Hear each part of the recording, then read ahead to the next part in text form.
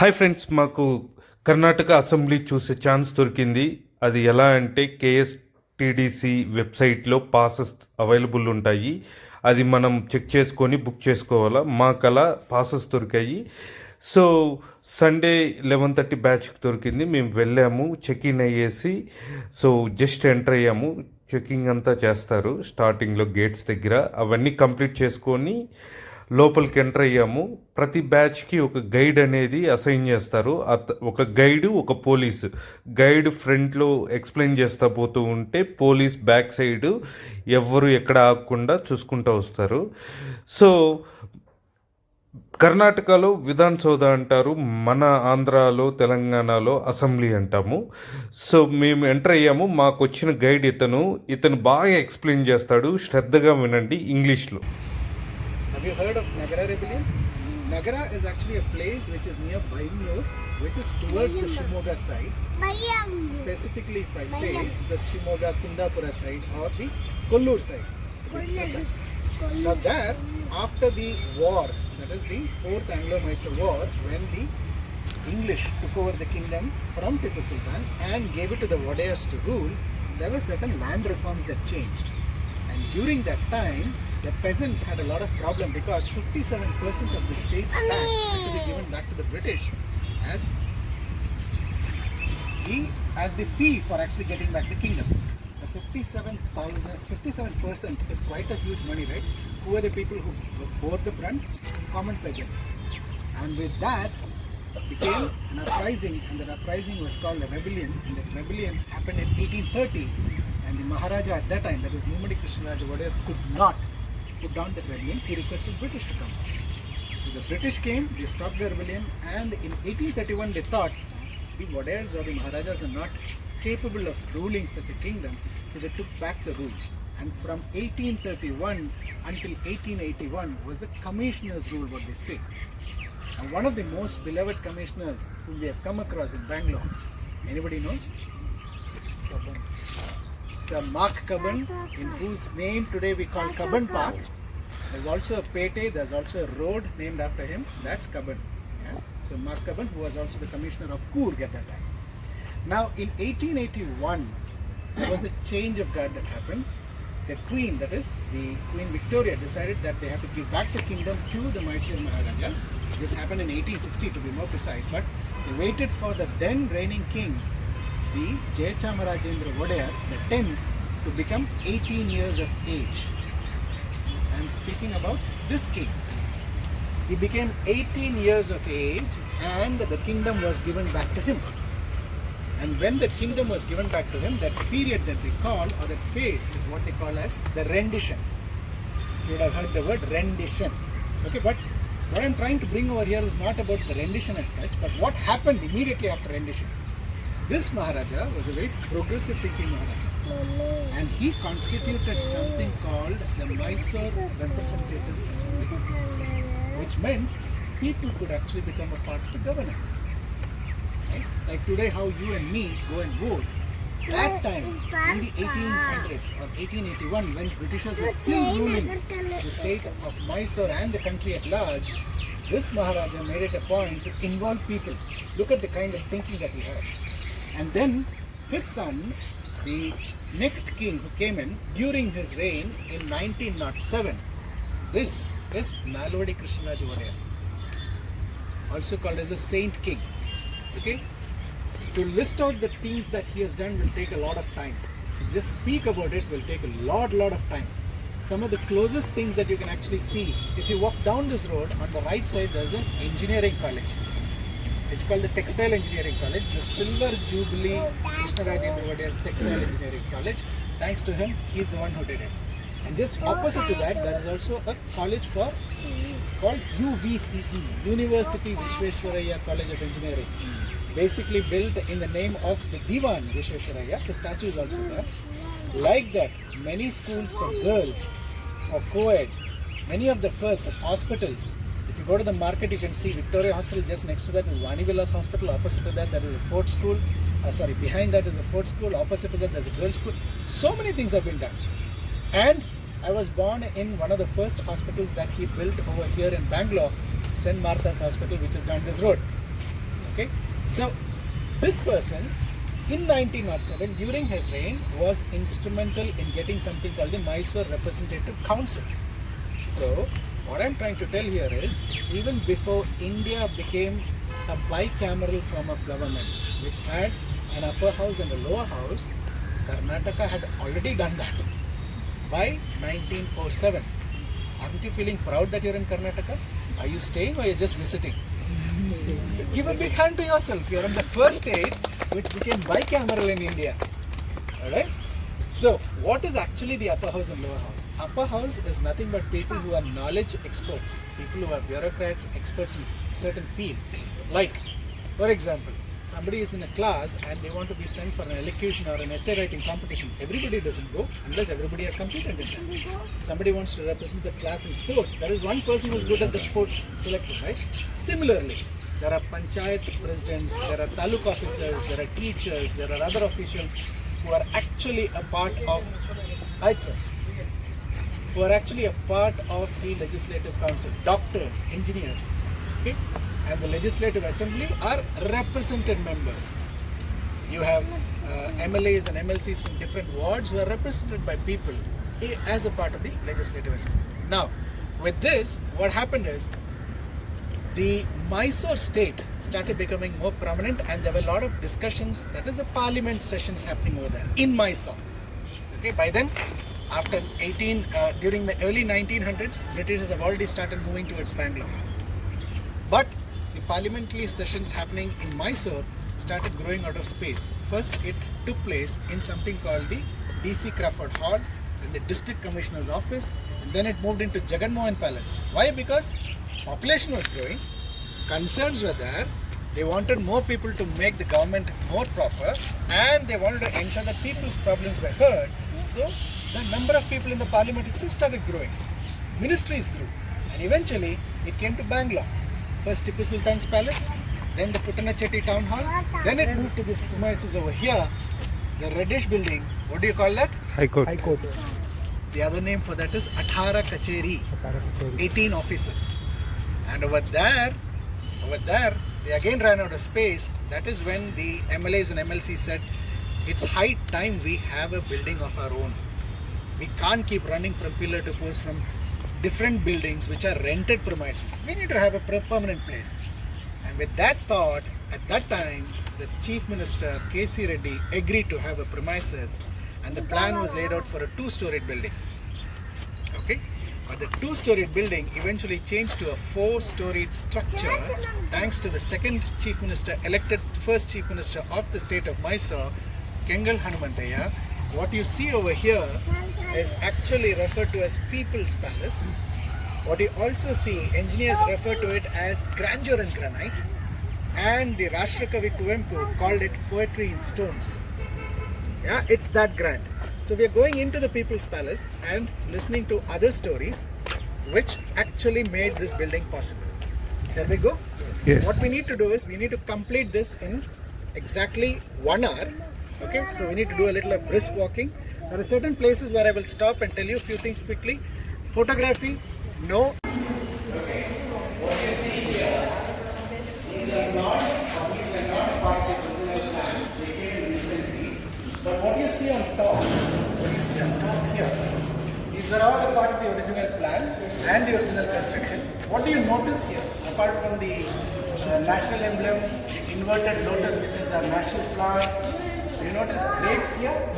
Yes. Grapes is actually considered the symbol of hospitality from Egypt. And how many of you have seen this? Yeah. Have you seen Wimbledon Cup? On the Wimbledon Cup there is pineapple. Any idea why? Yeah. Well, pineapple was the significance of being elite, richness. Government building, a building for the legislatures and the MLAs and MLCs for the parliament sessions to happen, but it is pretty much an English style, a European style, two-story complex, brick and mortar, rectangular in shape. Okay? And in 1951, there were general elections that happened. And when general elections happened, there was another person who got elected as the chief minister. Okay? What I'm talking about, the old, that is the first chief minister who was there in Mysore is this person, K.C. Reddy. Okay, and the one who got elected as the chief minister is Kengal Hanumantayya. Is him. Now we are going back to the story in 1951 when the idea of the our own parliament building, our legislative building came into effect or was approved. Now at that time, who was the first Prime Minister of India? Very true. Truly said, Pandit Jawaharlal Nehru, along with K.C. Reddy, during his government, on the 31st of July 1951, happened to lay a foundation stone here. Now, I told you in 52 after this, there were elections and Sir Kengal Hanumantayya got elected as the Chief Minister. What do you generally do when people come to your homes? Generally, what do you do?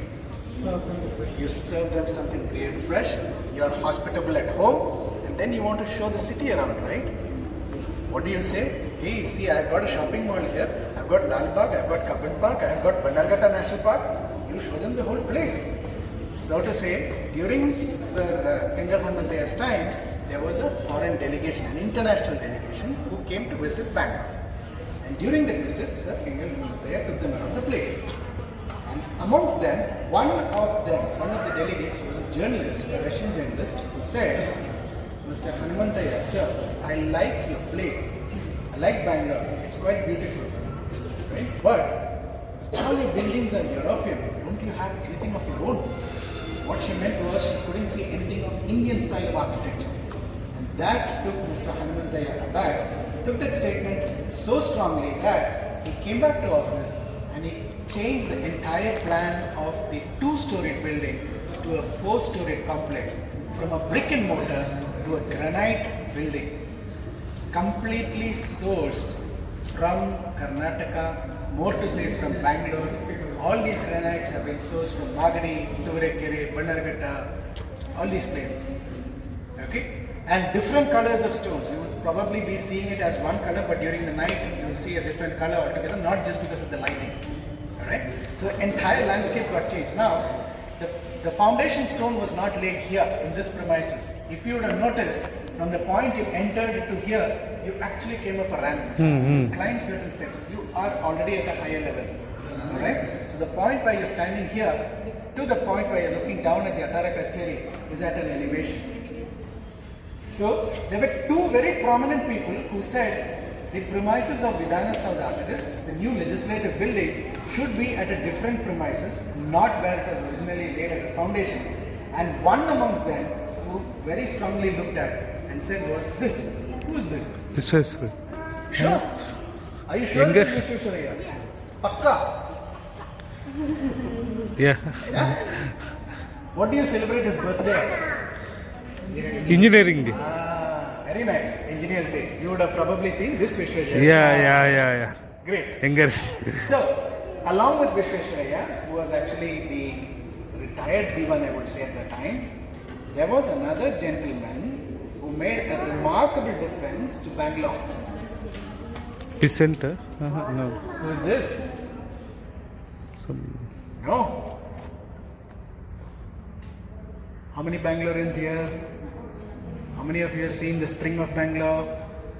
Who's seen Bangalore blooming month after month? Different flowers has been coming. How many of you have been to Lal Bagh? How many of you have been to Kabban Park? Yeah? How many of you have been to Brindavan Gardens?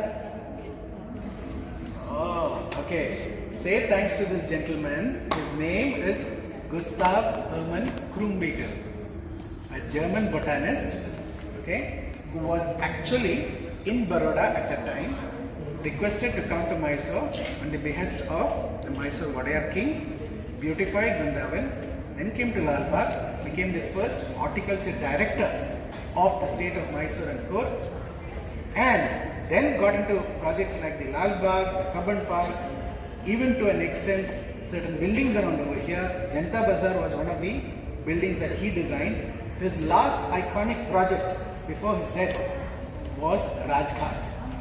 What is Rajghat? The Samadhi of Mahatma Gandhi, right? So he and Sir Vishweshwaraya said the place that is where Vidhana should be at an elevated place, and they identified this place because it is at an elevated place over here, just next to the residency, which was earlier the governor's, or today the governor's residence, which was earlier the residence of the British Commissioner. Okay, and hence they moved the foundation stone, and we look at where the foundation stone is. Come.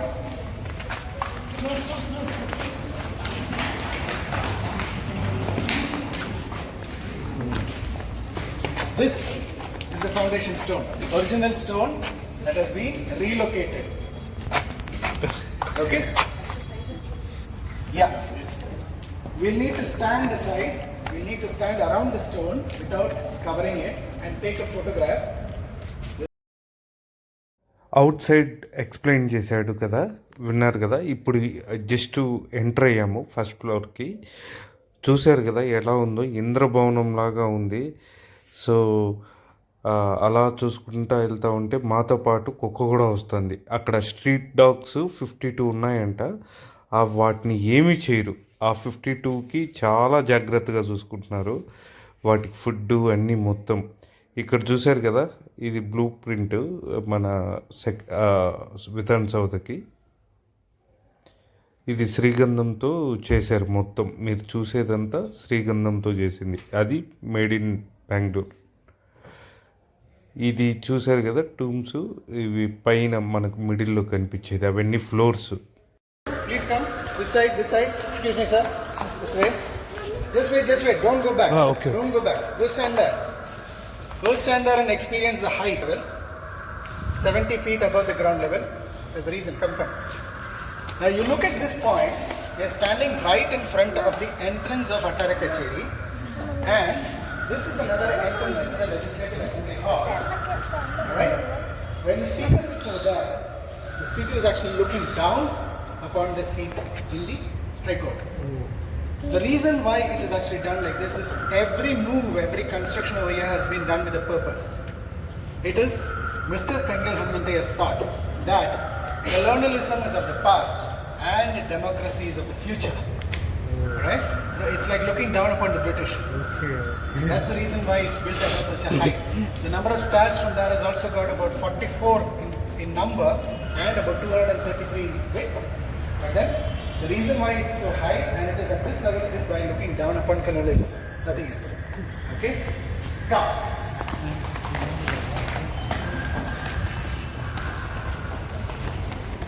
Oh, see. This is something that you need to look at. Oh my God. I told you every move is with a calculation, every move is with a reason. And this particular thing is the central dome. Yeah, the central dome. The central is the top of the meridian temple. That is also inside a inverted family structure. Okay, which is similar to that inverted eye. But then this thought actually comes from even the Vastu style, and the person who actually was the consultant over here, his name is Siddhalinga Royal Vastu Consultant at the Mysore Palace. This is at the feet of 150, at a height of 150 feet from the ground level. Okay? During the construction, he passed away, his son took over and completed the dome. So this dome is also similar to Capitol Hill. If you have seen the Capitol Hill's photograph dome, which also conveys federalism to the government. Okay, sorry. So this is one of the attractions with which I came and became a part of this project. Alright, so now the pillars that you see over here again are bearing weight. At each of these bays, they bear about 5,000 tons of weight. Okay, shall we go to the next floor? Yeah, please come. Time. And they prayed in an Anjaneya temple. Okay. And after the prayers, they had a baby, a boy, and because of the prayers that they believe that because of the prayers their prayers were answered, and in reverence to that deity, they called him Hanumantaya. Now, so Hanumantaya in 1908 he was born, and in 1930s when he was doing his law studies in Pune, he fell ill again, And at the same time, what do parents do? They go and pray, right? So this time, in a temple, an Anjaneya temple in Kengal, and they say the prayers were heard, because of which they coined or they added Kengal to his name, and that is how he got Kengal Hanumantaya. A man who was greatly influenced by Mahabharata, Ramayana, and the kings, Vodayars. So much so that when he became the chief minister and this project took off, he and the chief engineer, Sir B.R. Manakyam, went to Kengal temple, took 2 bowls of milk, kept their hands on it, and made a promise that this whole project will come out with utmost transparency. No Lataji, no room for saying not accountable, with complete truth and transparency. And he had so much of confidence, 200% confidence in this project, that you can see the architectural excellence with which this building has come up with. Okay, initially planned with 33 lakhs, but eventually when the project was completed, it costed 1.73 crores. And where do you think he got the labor from? Almost about 5,000 people were actually employed in this premises. And out of these 5,000 people, some say 200, some say 500, some say 1,500, or some say 2,500. Most of the unskilled laborers were from the central jail. Most of the skilled artisans were from Karnataka, neighboring states of Tamil Nadu as well. The highest paid were carpenters, 2 rupees 50 paise per day, and the lowest paid was 50 paise per day. But then he got the job done. Right? Shall we go ahead? Okay.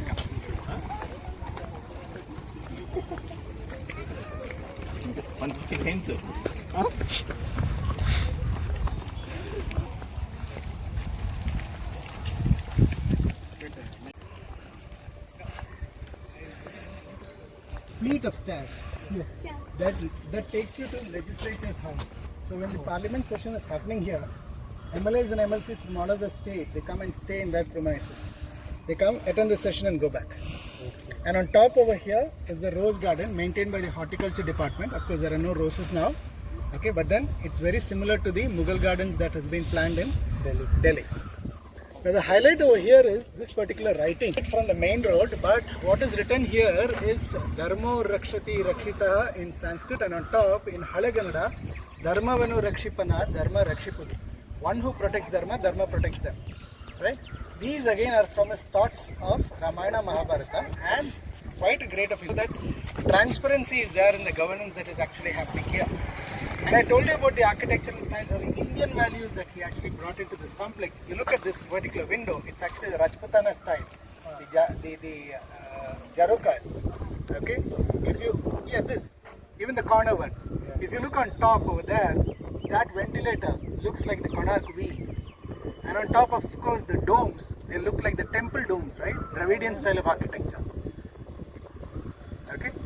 Each of them have been very thoughtfully crafted and planned.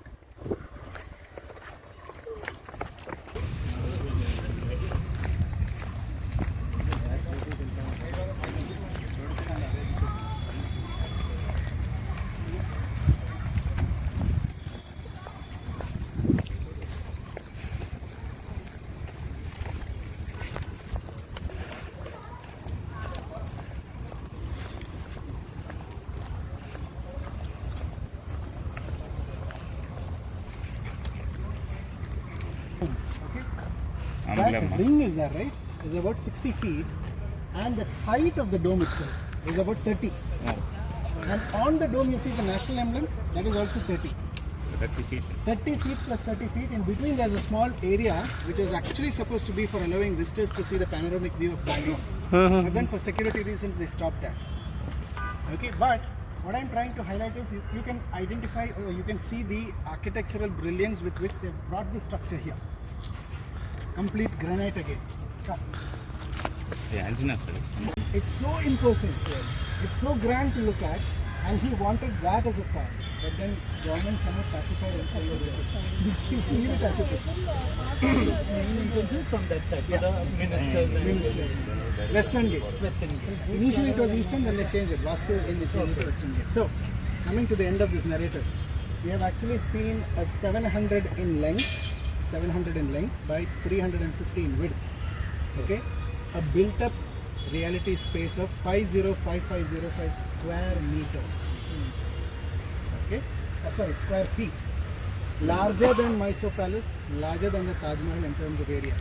That's the structure it is. And there's also a writing over there, government's work is God's work. It didn't come immediately, it came later. So I told you that budget which was 33 lakhs went to 1.73 crores, because of which there was a lot of backbiting and a lot of distress inside his own department, due to which there was a committee formed by Kengal Hanumanthaya sir against himself. So he instituted a committee to inquire upon whatever doings were there, and the committee were of two people, a judge and a senior bank manager. The inquiry didn't find any financial misappropriation, but what they found is if there was a window to be done this way, or if there was a structure to be built this way, he had no other means but say give an order and get it done. So second opinion was missing. A 5-page report was there, didn't show financial misappropriation, and he faced that committee of that inquiry committee with so much of confidence and so much of strength that they couldn't really do much to him.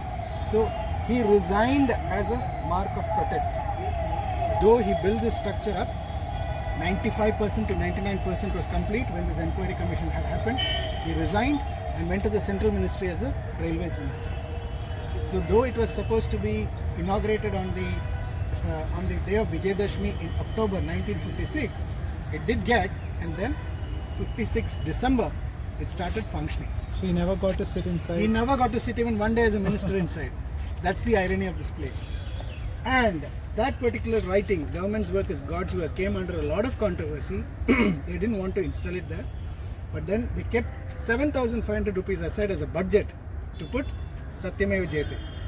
That also didn't take place. So during his last days in 1980, when he was in the hospital after a heart attack, the then Chief Minister Gundurao went and asked him, what is your final wish?